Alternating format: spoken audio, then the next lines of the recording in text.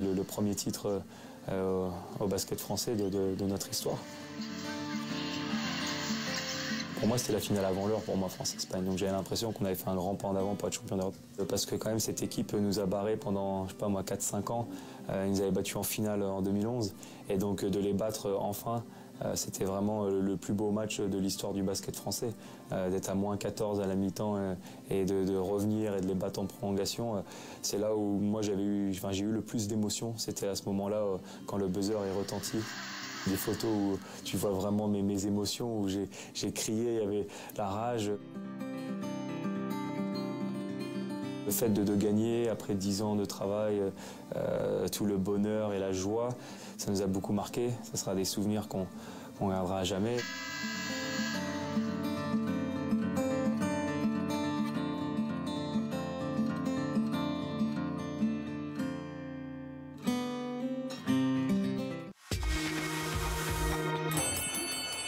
C'est l'équipe du soir. Bonsoir à tous et bienvenue. 0-0. L'actu sport du jour, commenté, Celui qui va trancher regarde tous les matchs du Paris Saint-Germain. analysé, Et c'est vrai que pendant un an, il nous a fait chier pour ceci, pour cela. décrypté, décortiqué, détourné, redétourné, réanalysé, recommandé, discuté. Bordeaux, Frédéric.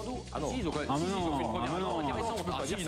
Dans une ambiance de franche camaraderie. Thierry, C'est pas Benzema, parce que Benzema, quand il est au Real Madrid, il met les buts. L'équipe du soir, c'est du lundi au vendredi à 22h30 Un peu comme ça, quoi. Ah, voilà. sur l'équipe 21.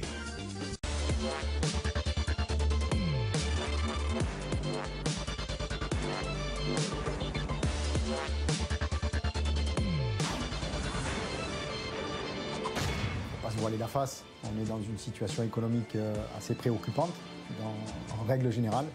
Et le football, comme toutes les entités économiques, n'y échappe pas. La crise, elle touche tout le monde, et le football français également. Alors bien sûr, il y a le Paris Saint-Germain et Monaco, ou encore Lens en Ligue 2 avec leurs actionnaires milliardaires. Mais les autres clubs, comment vivent-ils ou survivent-ils? On a de plus en plus de difficultés à rassembler des fonds pour essayer de boucler le budget. Les rentrées ne se font plus, les places de stade dans l'ensemble ont baissé. La buvette ne rapporte plus ce qu'elle rapportait avant. Les gens tirent surtout. Pour le foot d'en bas, comme pour le foot d'en haut, qui devra aussi s'acquitter de la taxe à 75%, la situation ne s'annonce pas des plus réjouissantes. Comment, avec des budgets serrés, retenir ses joueurs références et signer des résultats sportifs? Derrière le Paris Saint-Germain et Monaco, le niveau du championnat de France s'en ressent automatiquement. Derrière, ce qui était un peu les grosses équipes du championnat, comme Lyon, Bordeaux, Marseille aussi, sont des clubs qui sont en difficulté. Les supporters qui attendent donc d'avoir de grosses équipes. On a du mal à avoir des résultats, on fait du déficit et on a aussi donc du mal à recruter des joueurs donc de qualité. Donc il y a tout un milieu haut de classement de Ligue 1 qui aujourd'hui a des problèmes. La crise n'épargne pas non plus les autres championnats européens. Si certains affichent des résultats positifs, d'autres tolèrent des endettements vertigineux. En France, la Direction nationale du contrôle de gestion, sorte de gendarme financier, a été instaurée pour maîtriser les équilibres financiers des clubs. À l'échelle européenne, la France a pu pâtir de cette régulation face à des adversaires qui pouvaient, eux, dépenser sans compter pour attirer les meilleurs joueurs. Ce qui aurait été vraiment très judicieux de la part de l'UEFA serait d'essayer de mettre en place une sorte de DNCG européenne qui aurait mis en fait tous les clubs européens sur un pied d'égalité. Heureusement, l'argent du Paris Saint-Germain et de Monaco, mais aussi leurs stars, ont rehaussé l'intérêt médiatique de la Ligue 1, notamment à l'international. Les droits TV pourraient ainsi augmenter au bénéfice de tous, clubs et joueurs en France. Nous sommes encore très loin de ce que peuvent être les droits télé, de ce que peuvent être les droits télé en Allemagne et surtout en Angleterre. Néanmoins, nous maintenons à un niveau qui est intéressant pour la survie économique de nos clubs.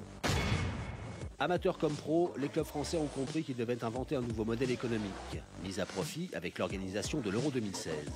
Alors, le football français échappe-t-il à la crise? C'est votre question de sport aujourd'hui avec Jennifer Mandelevich, agent FIFA, Philippe Diallo, directeur général de l'UCPF, Frédéric Paquet, directeur adjoint du LOSC, Vladimir Andreev, économiste, et Adrien Ménager, joueur à la recherche d'un club. Ils sont les invités de Lionel Rousseau.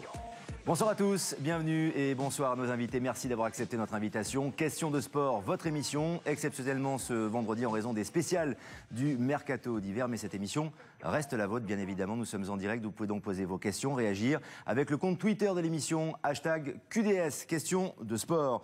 Jennifer Mendelevich, première question pour vous et question de sport. À quelques heures de la fin du Mercato, c'est ce soir minuit. Nous sommes en direct sur l'équipe 21 spéciale à partir de minuit jusqu'à 1h du matin, l'équipe du soir tout à l'heure. Peut-on dire que le football français échappe à la crise économique? Pas du tout. Pourquoi? On a vu le mercato, ça a été beaucoup de prêts. Les clubs aujourd'hui recherchent à réduire leur masse salariale. C'est très important pour eux. Le principe du prêt, c'est idéal puisque soit ils prêtent un joueur et se débarrassent d'un salaire, soit ils obtiennent le prêt d'un joueur et dans ce cas-là, ils ont un super joueur pour finir la saison sans avoir eu à débourser un transfert. Adrien Ménager, est-ce que la crise touche aussi les footballeurs? Parce que footballeurs, professionnels, ça fait rêver. En général, on dit qu'il y a beaucoup d'argent. Est-ce que cette crise économique touche aussi les footballeurs, selon vous? Oui, ça touche forcément. Moi, dans mon cas, j'avais signé un contrat d'1 an, donc c'était une courte durée. Malheureusement, je me suis blessé en début de saison. Avec Châteauroux? Avec Châteauroux, c'est ça, ouais, avec la Berrichonne. Et par la suite, j'ai pas pu avoir assez de temps de jeu. Aujourd'hui, je me retrouve à jouer en division d'honneur. Donc, il vaut mieux jouer que de rester inactif, c'est quand même très important. Donc la crise peut toucher les footballeurs professionnels, ça peut toucher, ouais. Bien évidemment. Frédéric Paquet, est-ce qu'un club comme le LOSC est obligé d'avoir des ambitions raisonnables aujourd'hui, voire modérées, en raison de cette situation économique? Oui, très clairement, la donne a changé sur plein de niveaux, et en particulier l'arrivée de Paris et de Monaco, qui sont des locomotives pour le championnat français en point de vue en termes d'image, mais qui ont quasiment pris les 2 places, on va dire quasi assurées sur Champions League. Et donc ça change complètement la donne économique au niveau du championnat de France. Vladimir Andreev, vous êtes professeur émérite en sciences économiques, économiste, vous maîtrisez bien le sport. D'ailleurs, je renvoie tout le monde à votre ouvrage, Mondialisation économique du sport, pour ceux que ça intéresse, bien évidemment. Et c'est un ouvrage qui est passionnant. On a le sentiment que le football est une zone épargnée par la crise économique, vu les millions qui sont brassés, les millions d'euros. On parle beaucoup d'argent dans le football. Ce n'est pas tout à fait le point de vue des économistes. Les économistes parlent de la crise du football, pas seulement au niveau français, mais carrément européen, voire mondial, depuis une dizaine d'années. En 2006, il y a eu un premier numéro de la revue Journal of Sports Economics, qui est le top dans notre discipline, qui titrait sur la crise du football européen. Donc, c'est pas une crise... Bon, on en voit les effets très spécialement en ce moment, mais c'est une crise longue. Alors, on va évidemment en parler de cette crise. Il y a le cas français et puis il y a le cas européen. Philippe Diallo, est-ce que le footballeur français en France est moins bien loti que dans chez les grands voisins européens? Moins bien loti si on prend les rémunérations moyennes, peut-être par rapport à certains championnats étrangers. Maintenant, ce qui est notable chez nous, c'est que les joueurs sont payés tous les fins de mois. Et ça, c'est pas le cas partout en Europe. Et donc, de ce point de vue-là, le football français a les capacités de verser ses salaires, même si parfois ils sont moindres. Mais pour rebondir, peut-être un peu en décalage avec les uns et les autres, je pense qu'on peut avoir un double approche sur le football européen. Aujourd'hui, le football européen, je pense que c'est une croissance continue depuis de nombreuses années. Je parle sous le contrôle du professeur, mais le chiffre d'affaires aujourd'hui du football européen, ça va être près de 19 milliards d'euros l'année dernière.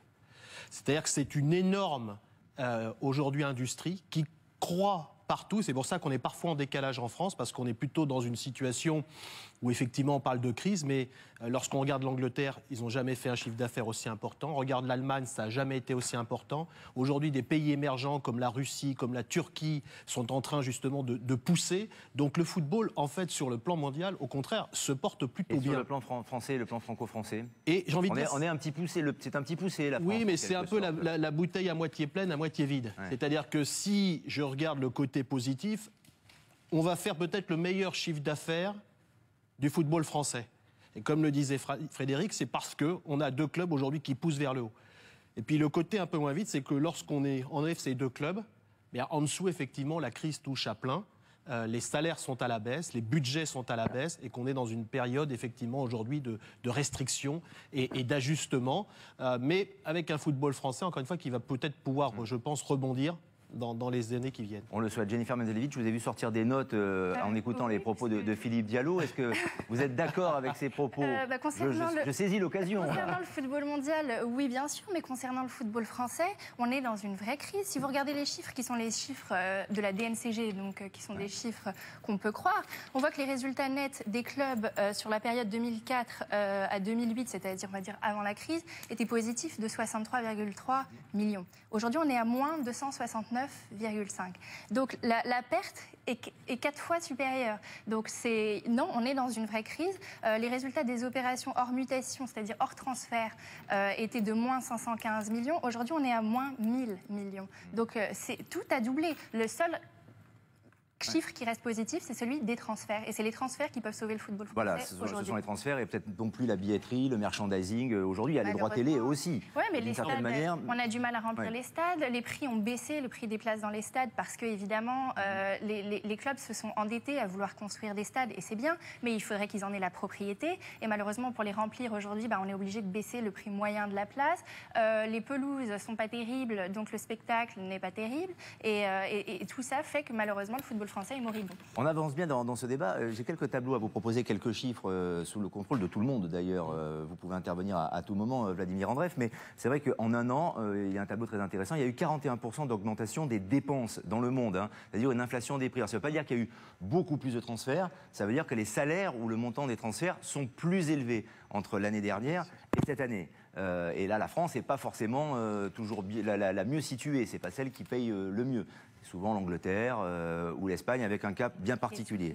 Bien sûr. Il y a la fiscalité, il y a les 75% aussi. Ça, c'est un vrai problème, les 75% pour les clubs français. Frédéric Paquet. Vous avez un type de problème. La taxe Hollande. Non, mais d'abord, un type de problème structurel. C'est-à-dire qu'aujourd'hui, qu'est-ce qui fait la différence dans l'économie des clubs de foot? C'est la masse salariale. Aujourd'hui, c'est ça qui coûte le plus cher parce que c'est notre cœur d'activité. Et pourquoi la masse salariale est élevée? Parce qu'en fait, pour pouvoir avoir des bons résultats sportifs, il vous faut des bons joueurs. Et le problème qu'on a, c'est qu'il y a plus d'offres que de demandes. C'est-à-dire qu'un joueur donné, qui joue, qui a une expérience, etc., a plus d'offres de clubs qui lui offrent du travail que le nombre de joueurs à un niveau donné. Ce qui fait que lorsque vous négociez pour un joueur donné, vous commencez à 50, et puis un autre dit 60, 70, 80, et au bout du compte, vous le payez 100. Donc aujourd'hui, structurellement, il y a presque trop d'employeurs par rapport au nombre d'employés qualifiés pour le métier. Vous êtes quand même d'accord pour dire que ce sont les transferts qui peuvent sauver les clubs français aujourd'hui? J'ai pas dit ça. Non, j'ai pas dit ça. Non, c'est ce que Jennifer a dit, mais je vous demande de le corroborer ou pas. Comme vous occupez des fonctions au LOSC, c'est important, je vais savoir si vous partagez ce sentiment ou pas. Juste, je finis. Problème structurel sur la masse salariale, c'est le point clé pour les clubs. C'est la masse salariale, c'est le point clé. Et deuxièmement, vous avez après, parce que j'entendais parler de stades, etc., et de structures. Aujourd'hui, on s'aperçoit. Alors, nous, on est concernés directement, on est en grosso modo les premiers, et encore, Le Mans est passé par là, voire Grenoble aussi, c'est que les infrastructures ne sont pas la solution. Dans un premier temps, c'est plutôt un problème supplémentaire, parce qu'on est confronté qu'au coût. Pourquoi vous l'avez construit alors, le stade? Parce que sur la philosophie aujourd'hui de développer l'activité, il est quand même normal, il était normal en tout cas de dire on va accueillir les gens qui viennent nous voir dans des meilleures conditions. Le public, qu'il soit sportif, qu'il soit le public lui-même, les médias, etc., etc. Et on s'aperçoit, quand on construit un club, un stade important, pour un club, juste fini, pour un club qui vise le haut du tableau, c'était intéressant parce qu'il y a encore 2-3 ans, on se disait, comme on le faisait depuis nous 10 ans, une année sur 2, une année sur 3, on va jouer à Champions League, qui est un rapport important. Ouais. Sauf qu'aujourd'hui, avec l'arrivée de Paris et de Monaco qui vont a priori prendre les 2 premières places, l'accès à Champions League est devenu quasiment impossible. Donc on se retrouve confronté à ce genre de choses-là. Donc il y a des problèmes structurels. Le stade, Frédéric Paquet, pour rentabiliser le stade, il faut faire quoi? Faut des concerts. Faut jouer. Ah non. Faut accueillir un deuxième club, Lens par exemple, qui pourrait. Il faut. Pardon, je pose la question, mais ça me vient comme ça. Pour rentabiliser un stade, il faut jouer le haut du tableau. Ouais. Il faut jouer la grande compétition, la Champions League. Il faut jouer le titre quasiment régulièrement, de manière à avoir un stade qui est complet et avec des prix plus élevés. Accueillir Lens ou un autre club, ça rapporterait pas plus d'argent. Non, je sais que c'est pas le débat, mais je vous pose la question. Pour remplir le stade, il faut des grands joueurs. Donc forcément, vous êtes obligé de dépenser énormément en masse salariale. Un mot de Philippe Diallo, après je refais un tour de table, les premiers sujets à suivre. Je crois qu'il ne faut pas demander au football de faire mieux que l'ensemble des entreprises françaises. On est en récession, on a été en récession en 2013. Le football, évidemment, est touché parce que lorsqu'on demande du sponsoring à des entreprises qui sont en difficulté, c'est compliqué. Lorsqu'on a des droits télé qui ont baissé de 10%, c'est compliqué. Lorsqu'on a un problème de pouvoir d'achat sur les gens qui achètent des billets, c'est compliqué. Donc le football, il est touché par cette crise-là. Ouais. Ça, c'est une évidence. Si on ajoute à ça que ça fait au moins... allez, je vais dire 15 ou 20 ans, que nous n'arrêtons pas de dire qu'on a un problème de compétitivité, parce que lorsqu'on achète un joueur en France, ça coûte 25-30% de plus que si on est allemand, que si on est anglais, que si on est espagnol, et que si, en même temps, on veut bien aussi prendre en compte que nos voisins ont des revenus beaucoup plus importants parce qu'ils se sont modernisés bien avant nous. Aujourd'hui, quand vous parliez des chiffres des transferts et de la hausse des transferts, mais il est bien évident que lorsque l'Angleterre, la Première Ligue, va avoir 2,1 milliards pour les 20 clubs de la Première Ligue comme revenu et que la Ligue 1 est en dessous de 500 millions, évidemment que ça ne donne pas évidemment les mêmes moyens d'intervention. Plus la taxe à 75%, ce fameux impôt Hollande, Vladimir Andreev, c'est un vrai problème pour les clubs français, pour la fiscalité. Je crois je sais qu'il y a failli y avoir une grève à ce sujet-là, mais enfin, je pose une journée blanche. On a parlé de grève quand même. Je pose la question. 5% de votre chiffre d'affaires quand vous prenez en cours d'exercice, effectivement, c'est un vrai problème. Mais pourquoi vous n'avez pas fait grève alors? Enfin, pourquoi les clubs n'ont pas fait grève alors? Parce que il n'y a pas eu de mouvement plus fort. Parce que le football est pris entre ce côté populaire et de bonne volonté. On fait partie d'une société et donc on ne veut pas se mettre tout le monde à dos, alors que c'était un vrai problème. Et que par contre, ça reste un vrai problème. Et tout le monde est persuadé. Ouais.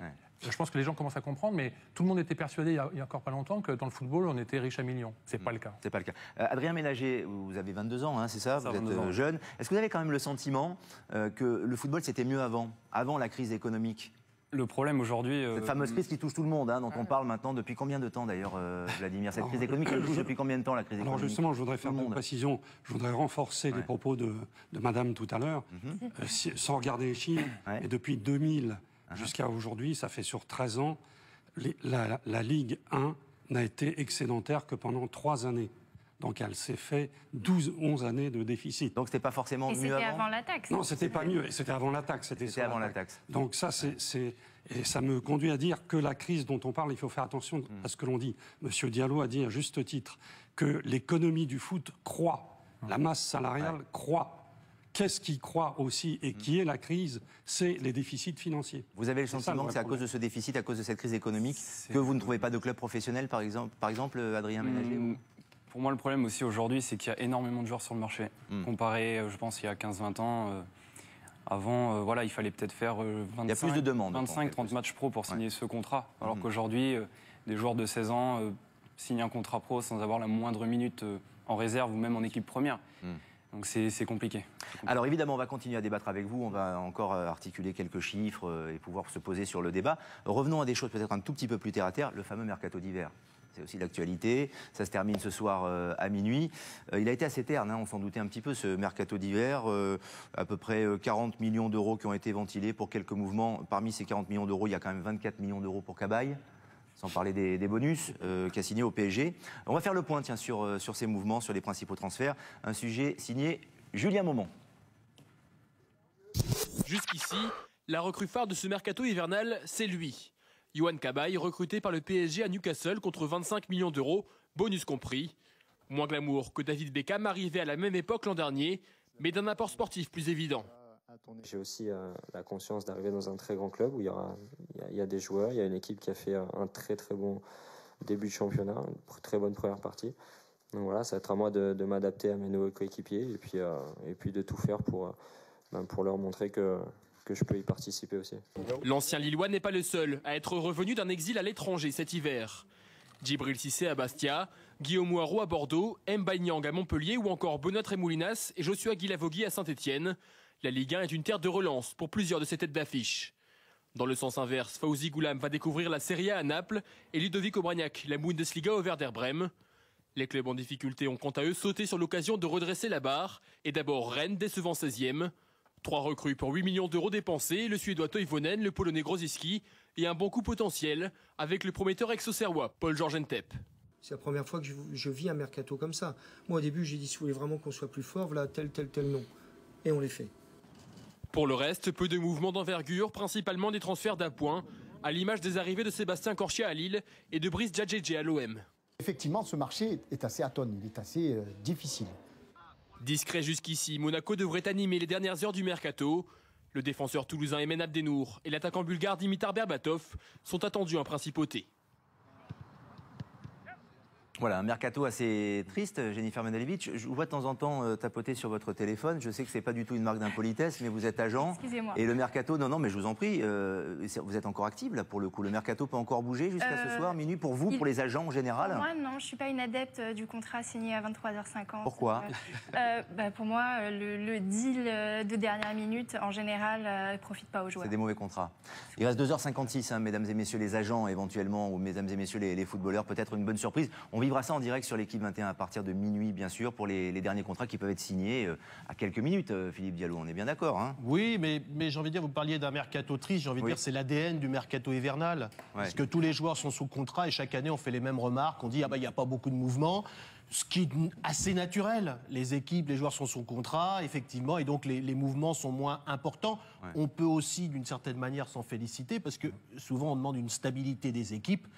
S'il n'y a pas beaucoup de mouvements au mercato, ça veut dire que les équipes sont stables. Sans doute, ou alors peut-être parce que la Ligue 1 ou que les footballeurs français sont moins attractifs, Adrien Ménager. C'est peut-être aussi pour ça. Il y a moins de joueurs français qui partent à l'étranger pendant le mercato d'hiver. Oui, voilà. Et puis, comme a dit M. Diallo, c'est vrai que les joueurs sont sous contrat. Après, il y a plusieurs prêts qui sont possibles. C'est sûr que ça peut arriver. Après, quand on est sous contrat, moi, je suis pas un adepte aussi, je peux pas vous dire. Si on vous avait fait une proposition au mercato d'hiver, vous. Ah oui, là, oui. Là, évidemment. Hein, clairement. Ouais, même si vous n'êtes pas adepte, on peut changer d'avis à tout moment. Non, bien sûr. Ouais, je comprends. Jennifer. Tout le cas des joueurs qui sont encore sous contrat jusqu'à la fin de cette saison, qui peuvent signer librement dans n'importe quel club à compter du 1er janvier.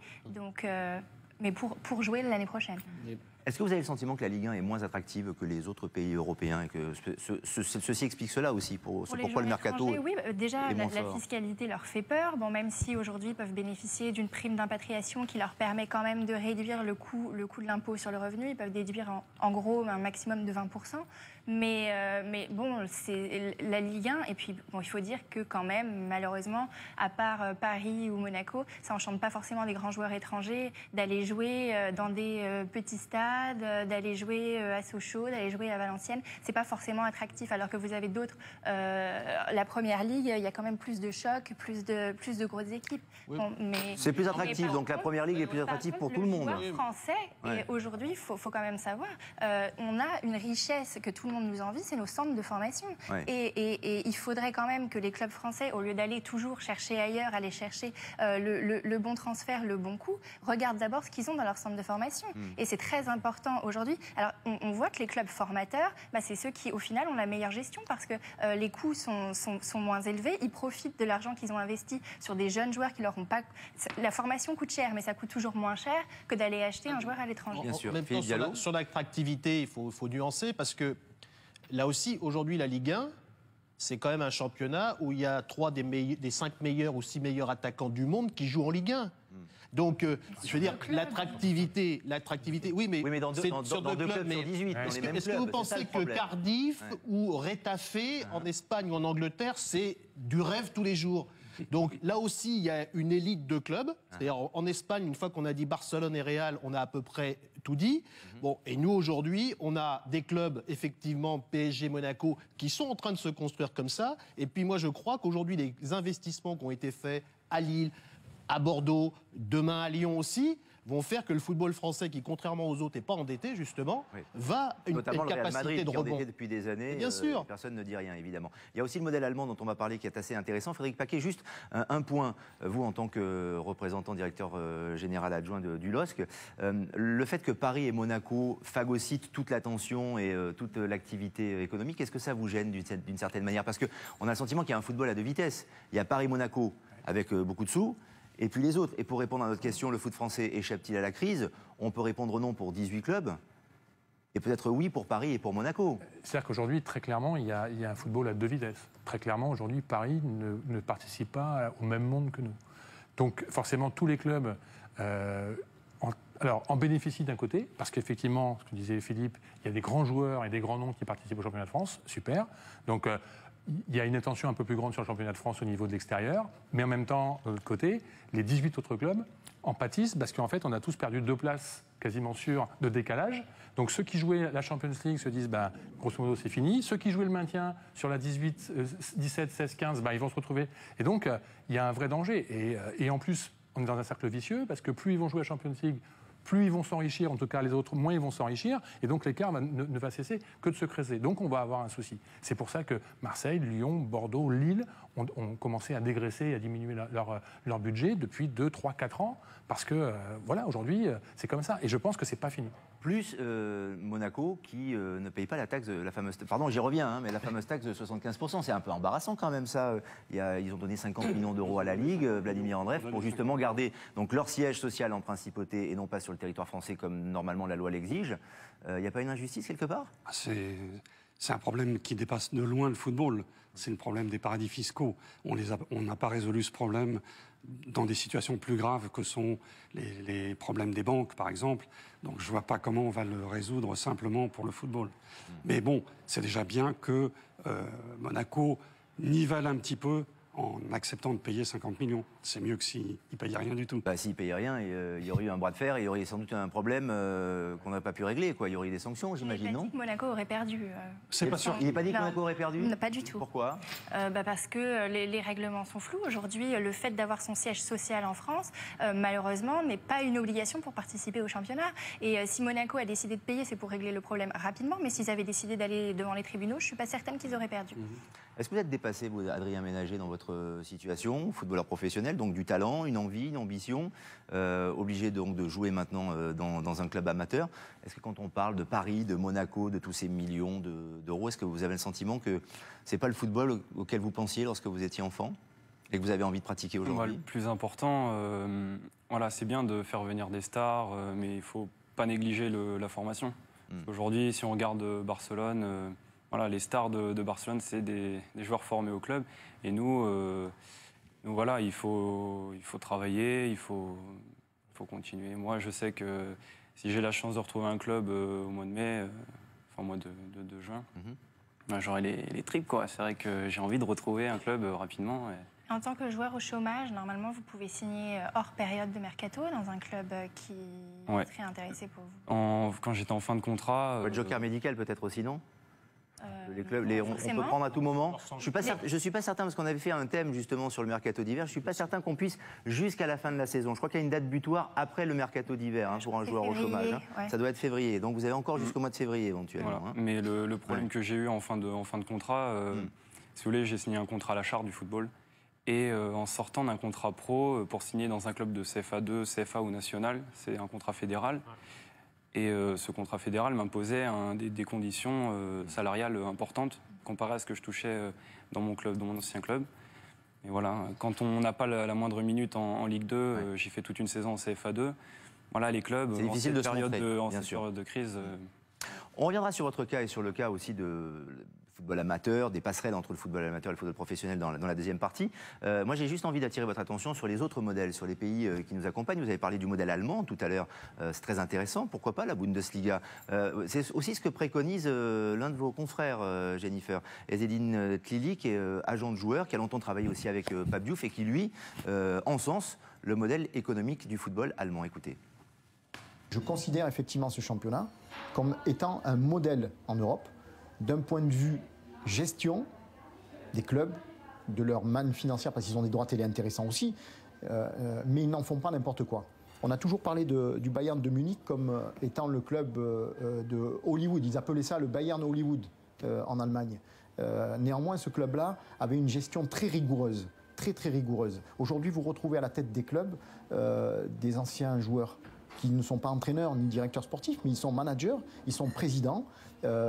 Et aujourd'hui, le championnat d'Allemagne fonctionne très bien. Il n'y a pas de club endetté, en tout cas pas à ma connaissance, ou en difficulté financière importante. Et vous avez des résultats. Le Bayern de Munich, aujourd'hui, est champion d'Europe. Le Borussia Dortmund, qui est à l'opposé d'une politique sportive de celle du Bayern, qui est finaliste de cette Champions League. Donc, ça veut dire qu'on n'a pas forcément besoin de beaucoup d'argent pour réussir quelque chose. Voilà, pourquoi pas le modèle allemand? Faut-il s'en inspirer? Vous allez pouvoir en débattre, ça vous fait sourire. Ça peut peut-être sourire aussi les téléspectateurs et tous ceux qui nous regardent et qui ont un compte Twitter et qui nous follow, qui nous suivent sur le compte Questions de Sport ou sur le hashtag QDS. Vous pouvez évidemment poser toutes vos questions, vos réactions, vos analyses, vos envies et vos critiques éventuellement. On peut pas entendre et on peut pas laisser dire qu'il faut pas beaucoup d'argent pour réussir dans le sport. Là, on parle de la finale de Champions League. C'est pas vrai.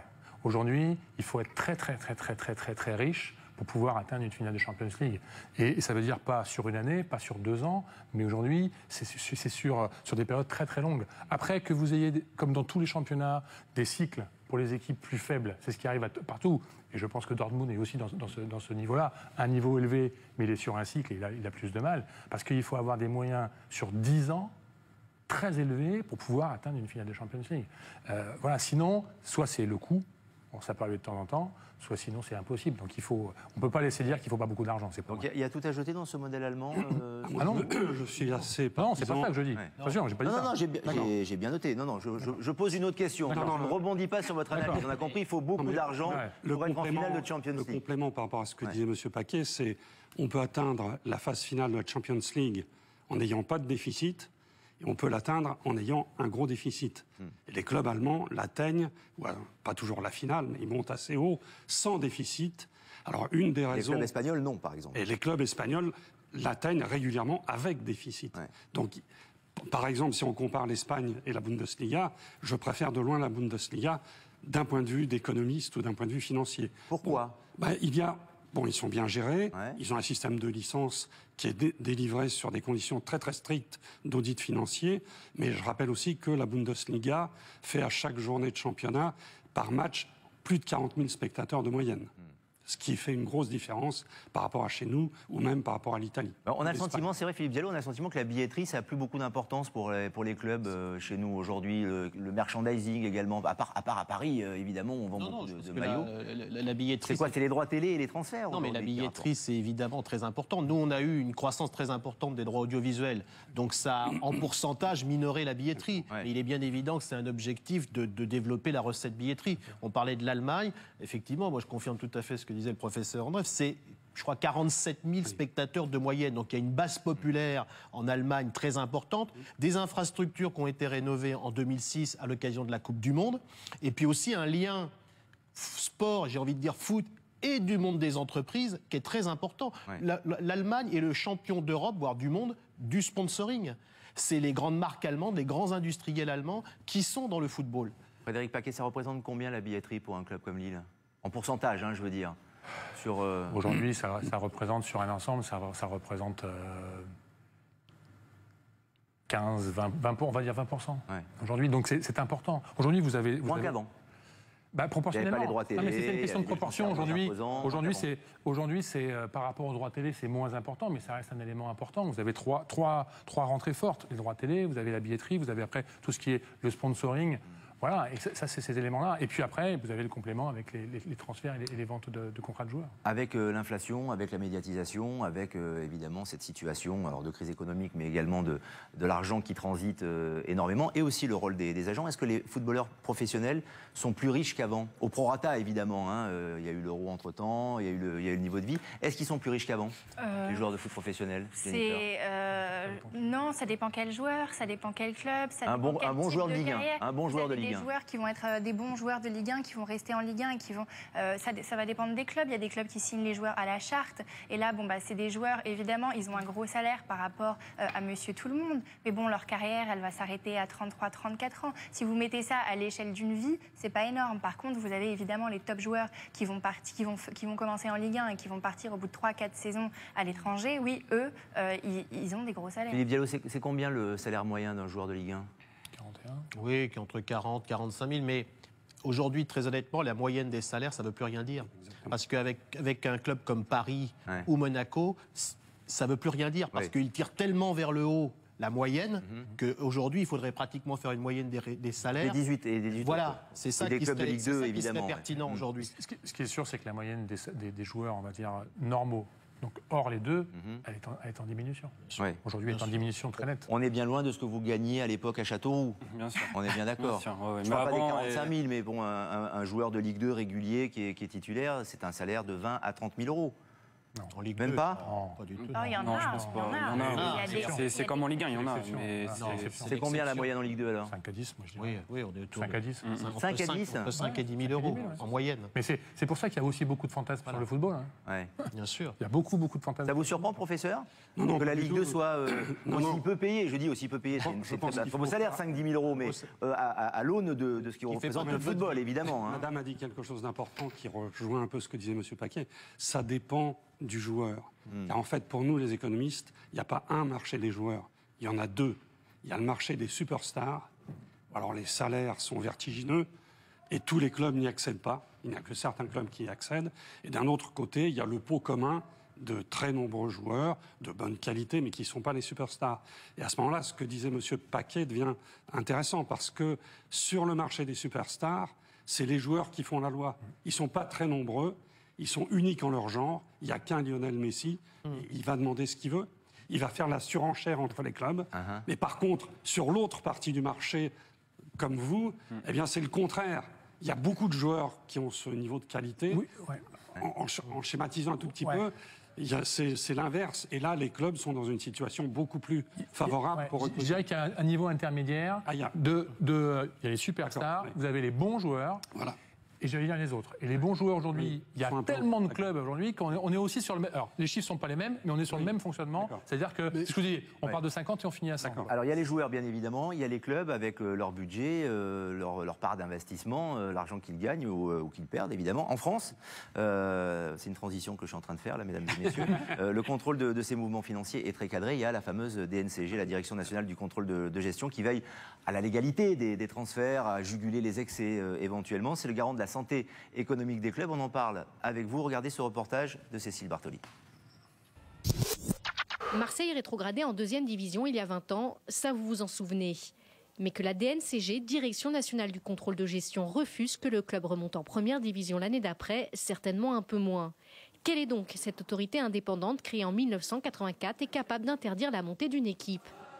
C'est un organisme extrêmement efficace qui a prouvé son efficacité, c'est-à-dire qui contrôle les comptes des clubs, qui permet donc qu'un club qui démarre en fait une saison ait les moyens financiers de la terminer de manière à pas fausser le championnat d'un point de vue sportif, et puis ça permet de ne pas avoir une fuite en avant trop importante et d'avoir finalement un football mieux régulé. Objectif donc éviter les déficits. Pour cela, la DNCG a plusieurs moyens de pression, on l'a dit, la rétrogradation, mais pas seulement. Le gendarme financier de la fédération peut interdire tout recrutement. Le RC Lens a par exemple été l'objet d'une telle sanction au début de l'année avant que celle-ci ne soit finalement levée. La DNCG n'existe qu'en France. Le fair play financier instauré par l'UEFA poursuit le même combat sans aller aussi loin. Je pense que ce qui aurait été vraiment très judicieux de la part de l'UEFA serait d'essayer de mettre en place une sorte de DNCG européenne qui aurait mis en fait tous les clubs européens sur un pied d'égalité et pas seulement les grands clubs, mais aussi les petits clubs espagnols, les petits clubs italiens qui auraient été soumis à une certaine forme de régulation financière, ce qui n'est pas le cas aujourd'hui. Et je pense que plus que le fair play financier, c'est d'une DNCG européenne dont on a besoin aujourd'hui. Le travail de la DNCG connaît quelques limites. En 2011, impossible d'éviter la catastrophe pour le Racing Club de Strasbourg qui est mis en liquidation financière. Frédéric Paquet, est-ce que c'est mieux avec la DNCG quand on est à la tête d'un club? Le principe de la DNCG est très bien. Je pense qu'il faut être conscient sur le fait que ce souci de pouvoir réguler l'économie est très important. Après, il ne faut juste pas... La limite est quand vous avez un actionnaire, quel que soit le club, qui dit « moi je m'engage à assumer les dépenses que je prends ». Et là par contre, on peut se demander en quoi l'intervention de la DNCG se justifie. Par contre, ça nous oblige, et c'est pour ça que les clubs français sont parmi les clubs sûrement les mieux gérés de France, d'Europe, parce qu'effectivement, on sait qu'on a un contrôle et qu'on a des comptes à rendre de façon régulière. Après, la limite, c'est qu'il faut faire attention à ce que lorsque vous avez... Dans une entreprise traditionnelle aujourd'hui, quand un actionnaire dit « moi j'investis telle somme d'argent parce que j'estime que c'est important », il n'y a personne qui lui dit « non, tu peux pas mettre ton argent et le mets pas ». C'est la frontière sur laquelle il faut être vigilant parce que sinon ça peut être compliqué. Et donc déjà qu'en France on a beaucoup de contraintes, on a parlé de la fiscalisation, on a parlé des différentes taxes qui arrivent, etc. Si en plus on nous interdit de pouvoir gérer, d'avoir des périodes d'investissement qui sont justement en prévision de... En fait, on ne peut plus rien faire et ça devient très compliqué. Ouais. Il est mieux, professeur, que la DNCG en France, parce que c'est aussi un cas particulier bien spécifique à la France. Il y a au moins aussi bien, c'est le système allemand de licence, car si on ne remplit pas les conditions, on n'a pas les licences et on ne participe pas à la Bundesliga. Alors nous, bien sûr, en tant que Français, on a tendance à dire la DNCG c'est mieux. Mon ancien étudiant là était en train de dire bon, il y a que la DNCG. Monsieur Dru, l'économiste, oui. Oui, c'est un collègue et ami. Mais je voudrais faire une comparaison parce que dans le document, il a été dit que la DNCG c'était mieux que le fair play financier de l'UEFA. Ça peut être discuté. Parce que le fair play financier de l'UEFA n'entre en vigueur qu'au mois de mai prochain. Donc on va voir vraiment ce qu'il est à ce moment-là. Et il est peut-être plus dur de se ranger aux conditions de l'UEFA qu'à celle de la DNCG. Petite question, tiens, nous sommes en direct sur les comptes Twitter notamment, que nous avons relevé parmi toutes les questions, les messages. Est-ce que la DNCG, nous demande Jean-Marc Constantin, est légitime? Est-ce qu'elle est si légitime que ça, Jennifer? Quelle est votre réponse? Elle est légitime parce qu'elle est obligatoire. Il n'y a pas de... Oui, mais d'accord, mais enfin, elle a le problème de la DNCG, de régulation, de libre arbitre. Pour le grand public, qu'est-ce qu'on en voit? On voit que, par exemple, les clubs ne passent pas le contrôle des NCG le lundi à 20h et que, donc, on leur dit, voilà, soit vous pouvez pas recruter, soit vous avez une menace de rétrogradation. Et le mardi à 10h, il n'y a plus de problème. Le problème est solutionné. Donc, parce que vous avez un actionnaire qui a promis en gros... Qui s'est engagé. Oui, c'est pas juste une simple promesse. Bien sûr qu'il s'est engagé, mais pourquoi ne pas le faire la veille? Un contrôle des NCG, ça se prépare. Donc si ça doit être fait dans l'urgence au dernier moment, c'est qu'à la base, il y a un souci d'engagement de l'actionnaire. Et je crois que les DNCG, plus largement, c'est évidemment fondamental. Je prendrai l'exemple américain, qui est peut-être le marché le plus libre de business, en tout cas aux États-Unis. Or, c'est le marché le plus régulé. Parce qu'on est dans des championnats où on commence à 18, à 20, et il faut plusieurs compétiteurs. C'est pas du tout comme dans l'économie traditionnelle où on va vers un monopole. Là, je passe sous le contrôle de l'économiste, mais il faut que tout le monde puisse aller au bout. Et donc, le rôle d'un organisme comme ça, c'est de réguler le marché. Et donc, ce qui manque, et pour revenir à votre question sur le football et la crise, c'est que je pense que les règles qui existent en France, en Allemagne et chez quelques autres n'existe pas au niveau européen. Et la crise du football, c'est l'absence d'une régulation sur le continent. Il faudrait que tout le monde soit logé à la même enseigne. Voilà, on éviterait peut-être aussi, notamment en Espagne, des grèves de joueurs qui ne sont pas payés, qui décident de pas jouer le match, ou comme ça a été le cas à Malaga l'année dernière, une équipe qui avait de bons résultats. Et voilà, et les joueurs en fair play financier et le fair play financier à tous les clubs européens. On en parle dans quelques instants. On va marquer une petite pause. Frédéric Paquet, on va vous remercier, puisque je sais que vous avez d'autres obligations. Merci d'être venu en direct. Bonne chance avec le LOSC. Merci de votre intervention. On reste évidemment avec nos invités pour continuer à répondre à cette question. Le foot français échappe-t-il à la crise? À tout de suite sur l'équipe 21. Merci à vous. Restez bien avec nous, car dans la deuxième partie de Questions de sport, nous verrons comment certains joueurs français peinent à poursuivre leur métier en club professionnel. Nous verrons aussi quelles solutions envisager pour s'en sortir. Questions de sport revient dans un instant, alors à tout de suite sur l'équipe 21.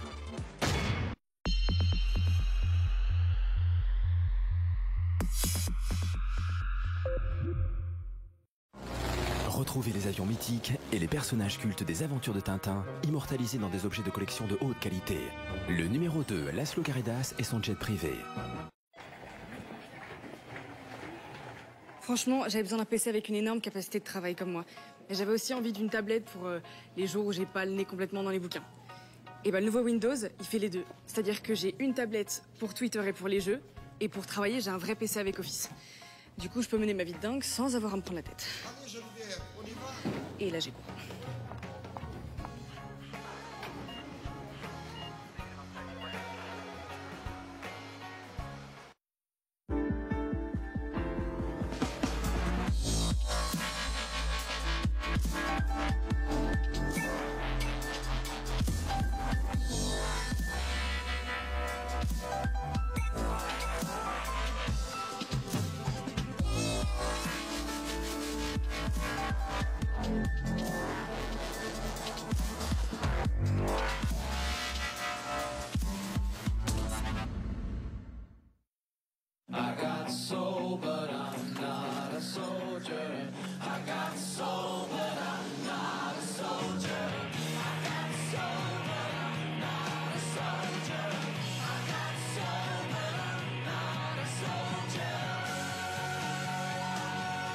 Avec Bouygues Télécom, le plus grand réseau 4G de France, partagez vos vidéos en live où que vous soyez. Bouygues Télécom, le progrès vous appartient.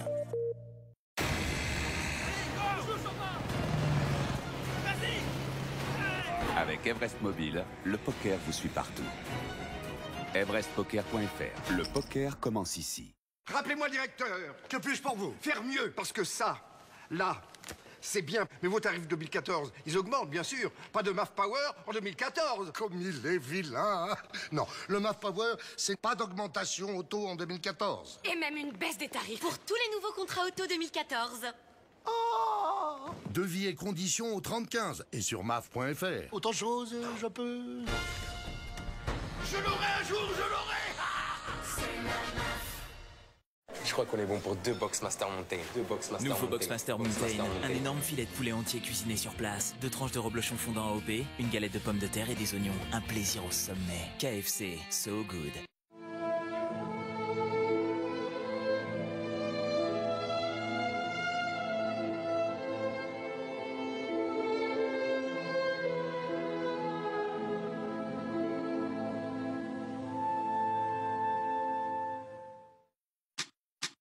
adopteunmec.com.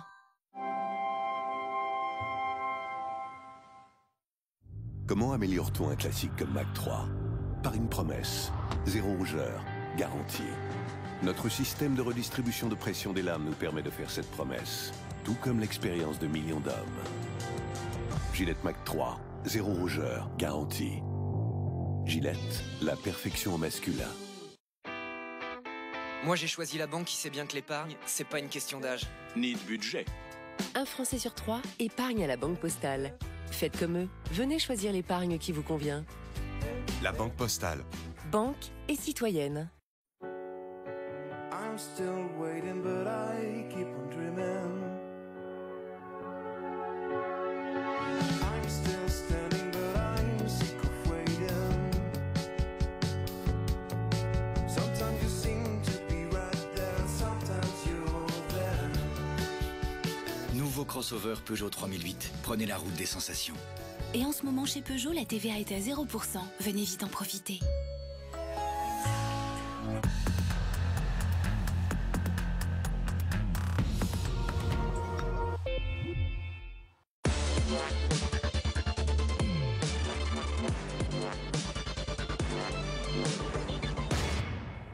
Question de sport sur l'équipe 21 avec en direct cette question. Le football français échappe-t-il à la crise économique? Pour répondre à cette question, avec nous, Jennifer Mendelevich et Philippe Diallo, accompagnés de Vladimir Andreev et d'Adrien Ménager. Professeur Andreev, il y a cette question évidemment qui nous taraude depuis le début de l'émission. Il y a une question qui est un petit peu le prolongement de notre question de sport.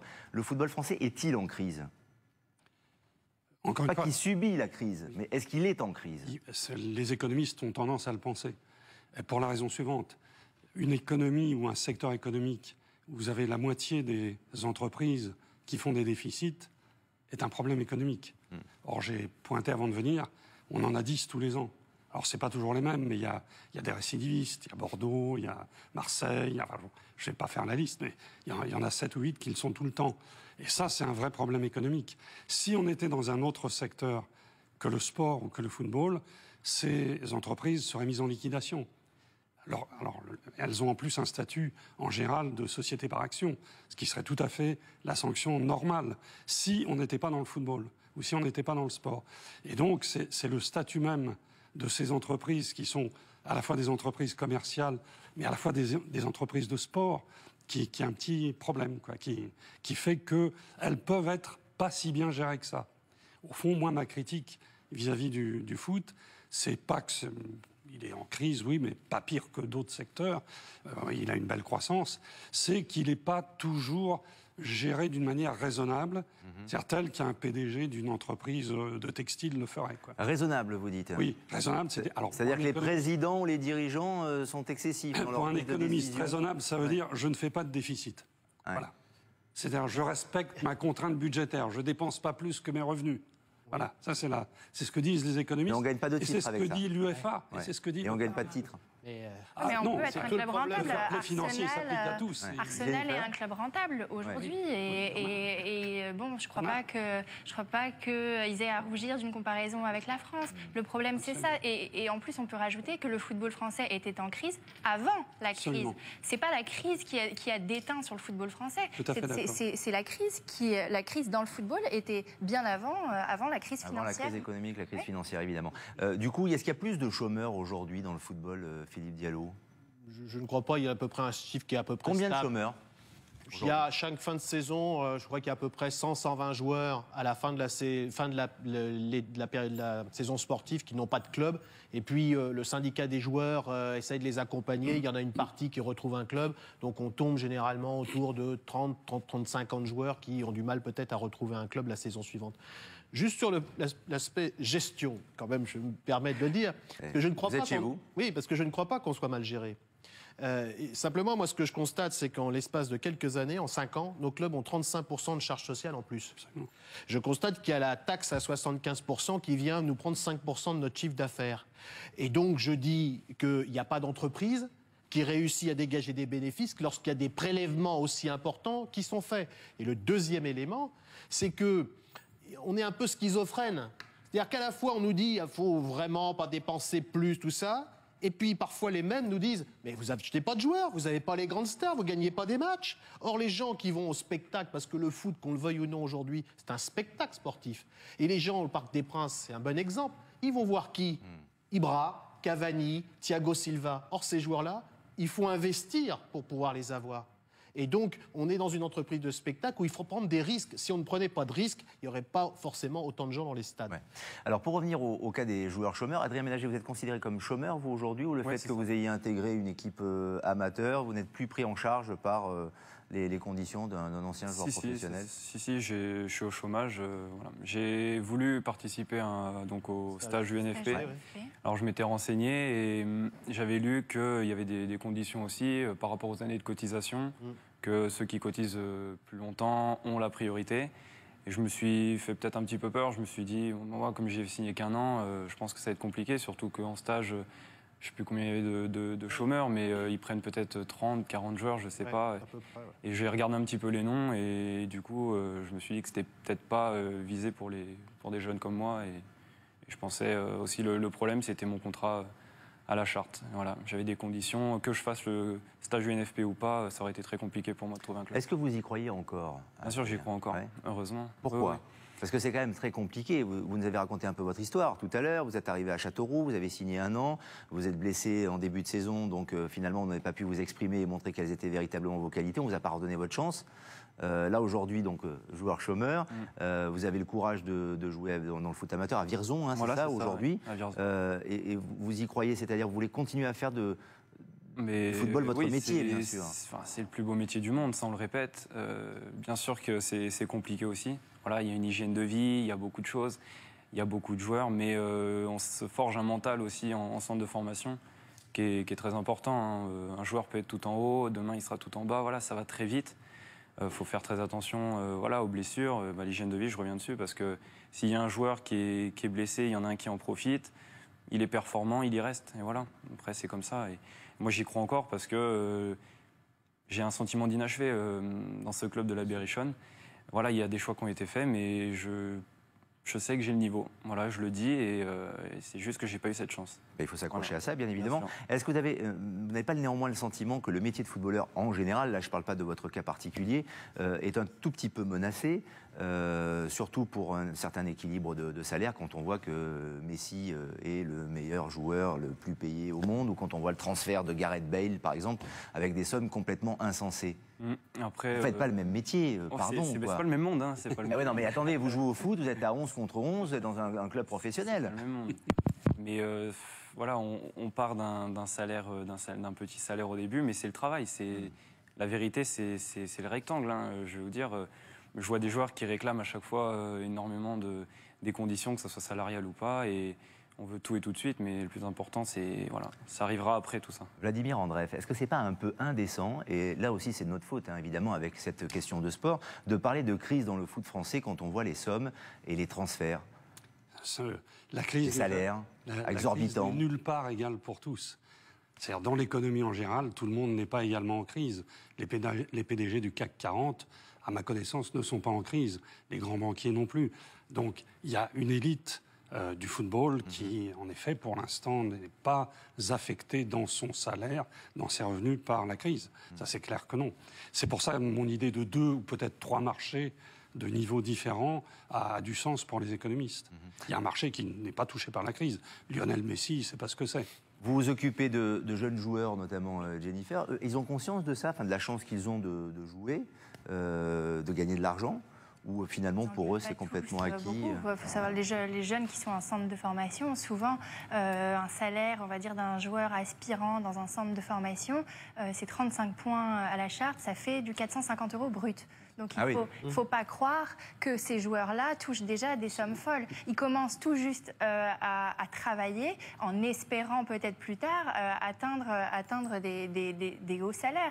Mais aujourd'hui, il y a quand même le socle du football français, ce n'est pas des gros salaires, c'est vraiment l'exception. C'est pour ça que j'aimais bien le discours. Parce que avant, on parle beaucoup d'argent, de chiffres, mais on parle quand même au départ d'un jeu. Et donc, les jeunes qui viennent ou les joueurs qui viennent, c'est parce que d'abord, ils aiment le football, c'est parce qu'ils ont envie de jouer. Après, si le talent permet d'avoir une récompense financière, économique, c'est formidable, et c'est formidable de s'appeler Messi, mais je pense que si on veut faire de son métier footballeur, il faut avoir la passion de jouer d'abord. C'est quand même ça. Et parfois, les valeurs peuvent s'inverser. Bien sûr, et cette passion, vous l'avez, et pour preuve, Adrien, on le sent évidemment à travers vos propos, votre détermination, mais votre club de Vierzon aussi, qui regarde l'émission. Je crois qu'il y a quelques copains et quelques dirigeants, et le site du club a tweeté, envoyé un message, et voilà, il dit de vous que vous êtes une personne exemplaire au sein du club de Vierzon, et tout le monde espère que vous allez retrouver rapidement un club professionnel, et évidemment. Est-ce que vous sentez la différence aussi dans l'encadrement, dans les infrastructures, entre ce que vous avez connu à Châteauroux et ce que vous connaissez à Vierzon aujourd'hui, sans jeter la pierre à Vierzon que l'on salue, évidemment. Mais bon, foot amateur, foot professionnel. Ah non, bien sûr, les infrastructures ne sont pas les mêmes. Maintenant, c'est à nous de nous mettre à notre niveau, aller dans une salle de sport, courir de son côté. Il y a plein de choses aussi il ne faut pas se mettre. Comme vous avez dit, c'est un niveau inférieur. Moi, je ne les critique pas parce que c'est quand même un niveau régional. Mais bien sûr qu'eux, ils n'ont pas les mêmes envies, les mêmes besoins. Voilà. Donc moi, c'est... pas les mêmes moyens. Exactement. Évidemment. Voilà. Alors le foot professionnel est peut-être en crise, en tout cas touché par la crise économique, mais le football amateur aussi, il n'échappe pas à la crise. Il y a ce football professionnel dans sa tour d'ivoire quelque part, et puis le quotidien, les matchs du dimanche matin. Non mais c'est vrai. Il y a beaucoup de liens entre les pros et les amateurs, on n'est pas dans notre bulle séparée du monde. Attendez, le lien il va être vite fait avec l'exemple que je vais vous donner maintenant. C'est vrai qu'il y a beaucoup de bénévolat quand même dans les clubs amateurs. Oui. C'est pas le cas dans le club professionnel, il y en a beaucoup moins. Il y a des salariés quand même. Oui. L'économie n'est pas la même. Les clubs ont du mal à joindre les deux bouts aussi, pour les maillots notamment, pour les déplacements. Voilà, on fait appel à des gens bienveillants bien souvent. Mais les clubs amateurs continuent à chercher des solutions. Regardez l'exemple que nous avons choisi à Poissy, dans les Yvelines. Le reportage est signé Julien Maumont. Une table de massage au milieu de l'étroit couloir des vestiaires. Une salle de musculation confinée dans un réduit. Des conditions rustiques. Mais la l'AS Poissy n'est pas le plus modeste des clubs amateurs. Son équipe première évolue en CFA2, le 5e échelon du football français. Budget du club, 770 000 €. On est quand même un club qui arrivons à tourner avec notre budget. On pense souvent budget équipe première, mais c'est pas du tout ça. Le budget, c'est pratiquement 60% pour les jeunes et 40% pour l'équipe première. Le club des Yvelines compte aujourd'hui 640 licenciés et une trentaine d'équipes.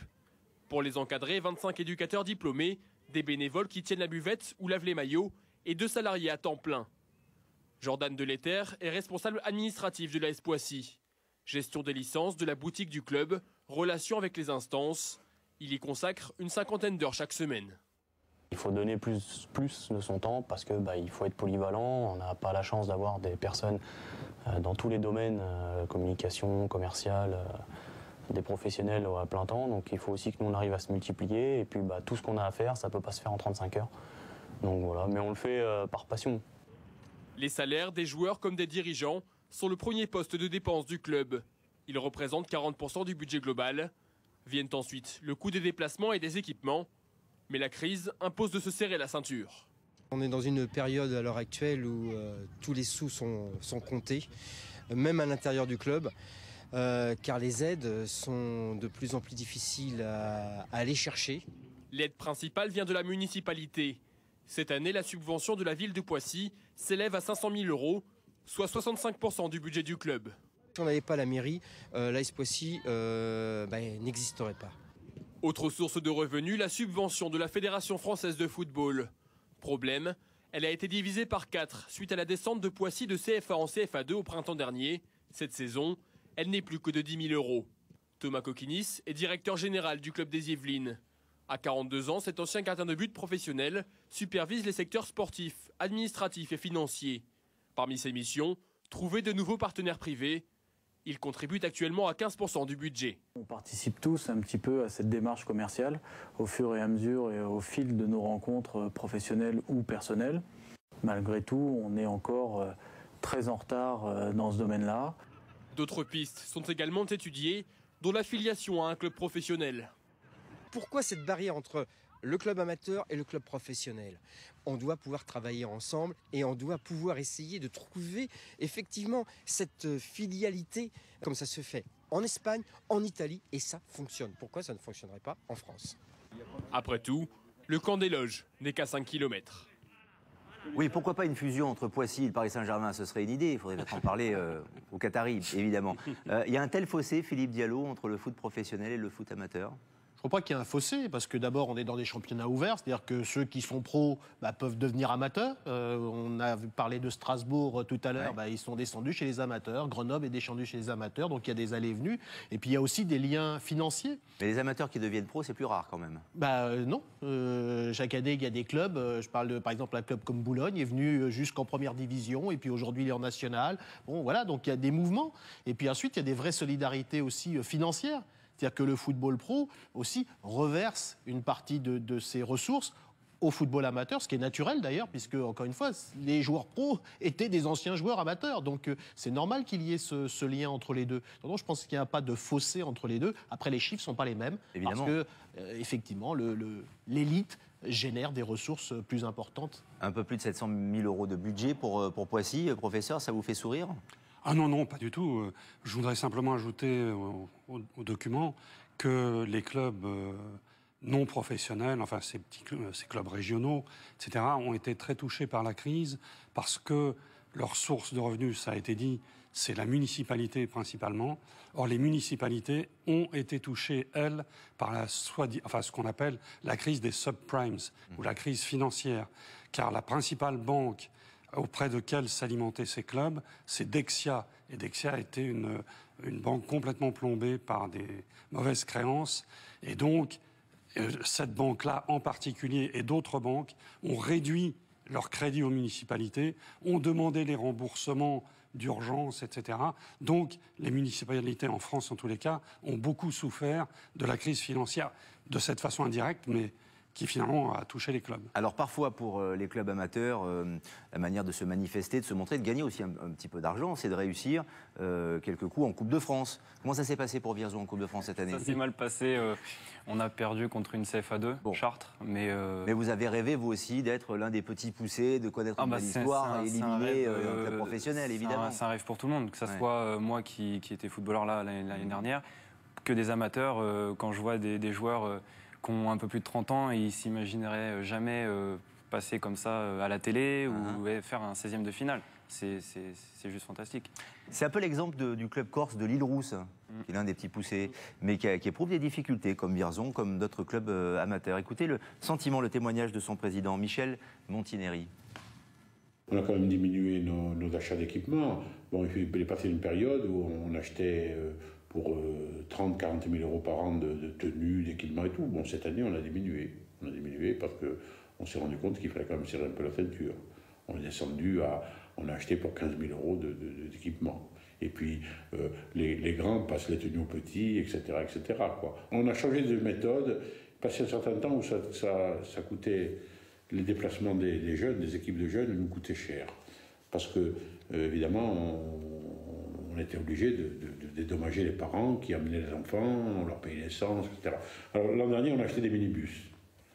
Donc ça nous a fait faire des économies aussi. Mais c'est-à-dire que, bon, je suis là, en ce moment on est mal placé parce qu'on a quand même la Coupe de France qui nous permet de voir l'avenir un peu plus rose, hein, parce qu'on a quand même eu des grosses rentrées, des subventions, on a eu des primes, on a eu exceptionnelles, on a eu du monde au stade. Hein, le match contre Bordeaux nous a quand même rapporté un peu d'argent.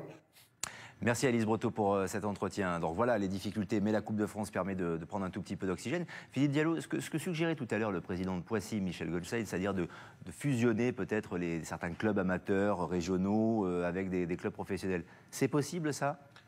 On perdrait d'identité, peut-être l'Île-Rousse par exemple, est-ce que l'Île-Rousse pourrait fusionner avec Ajaccio et Bastia ?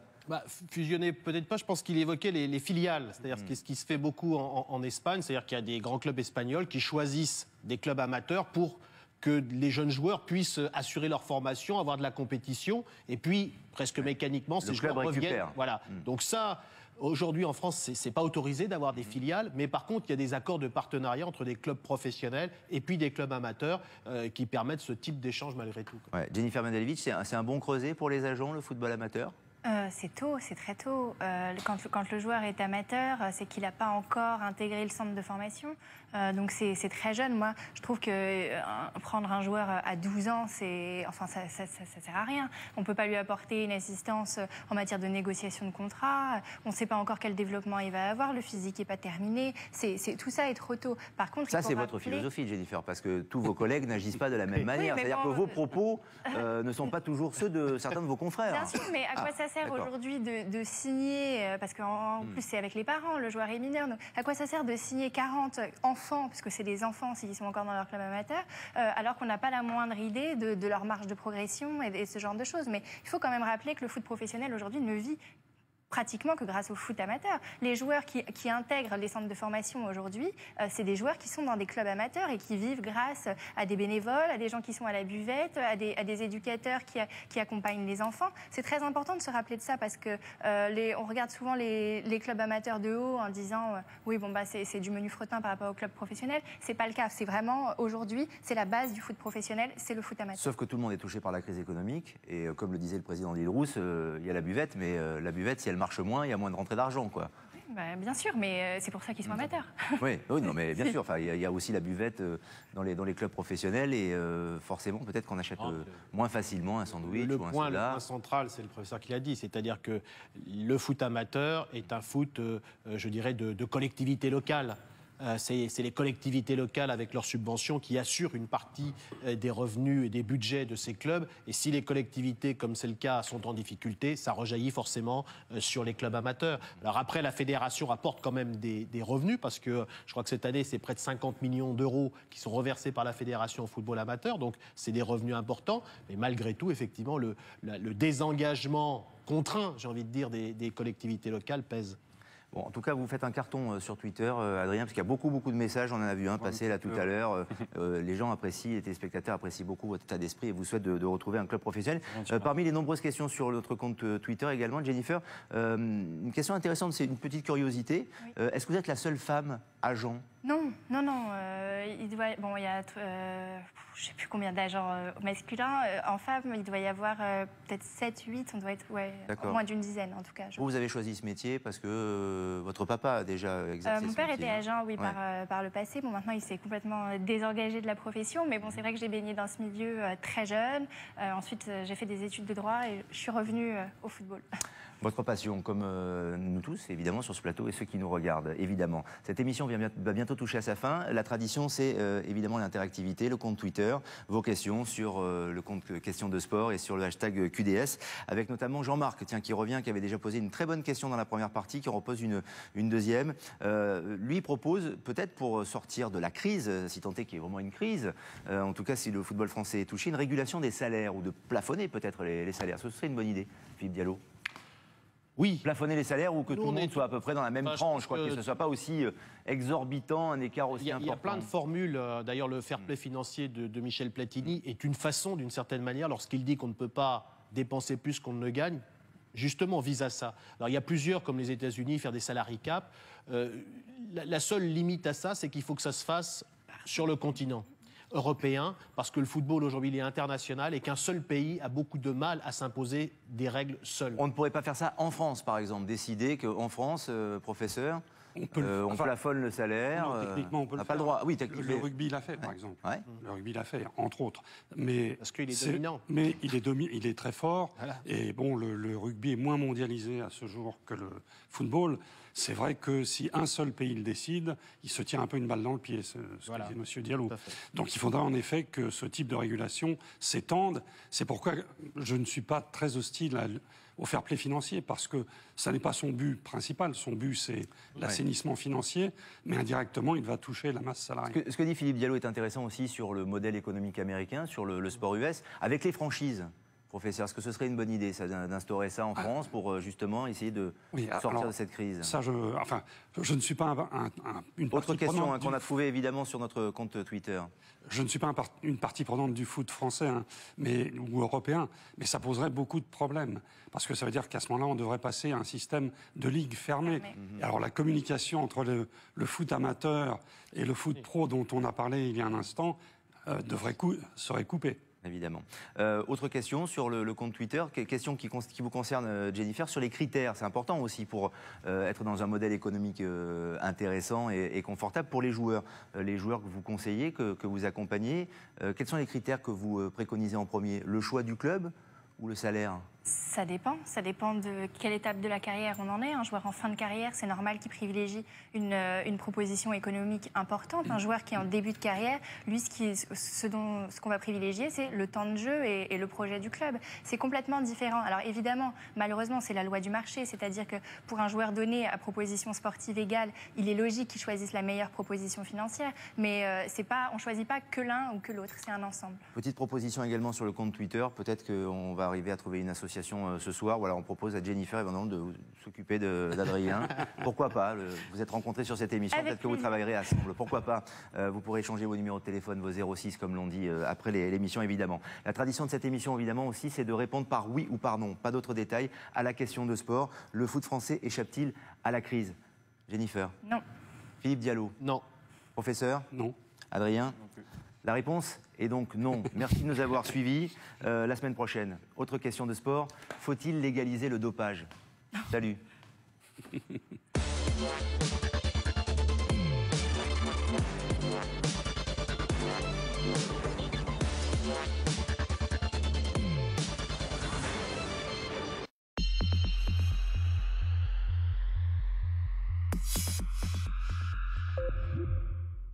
Le tournoi de Paris-Île-de-France avec Mazda, fournisseur officiel de la Fédération française de judo.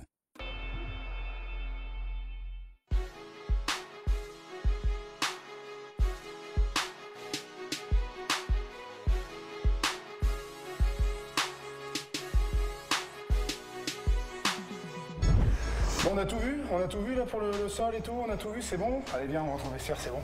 Hop!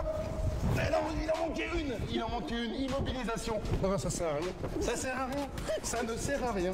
Ça ne sert à rien. Non. Alors là, j'avoue, le poids. Ah, le poids des fois son avantage. Voilà, c'est qui le chef? C'est qui le chef? C'est qui le chef? C'est toi. Cette technique s'appelle Ongezagatame, le contrôle de la manche, le contrôle du col. Et donc il faut tenir 25 secondes pour qu'il y ait fond. Et pour ça, il faut qu'il y ait un vrai contrôle. Hein, Cécile? Oui. Hein, un vrai contrôle. Ça, c'est important. Cécile?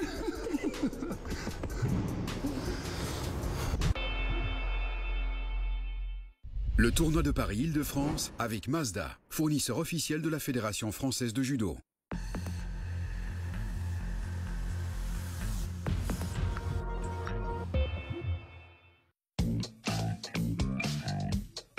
En ce moment, chez Chevrolet, c'est le grand déstockage. Venez découvrir le Chevrolet Trax, le SUV urbain compact et flexible. Ou encore le Chevrolet Captiva, le SUV familial 7 places diesel à des prix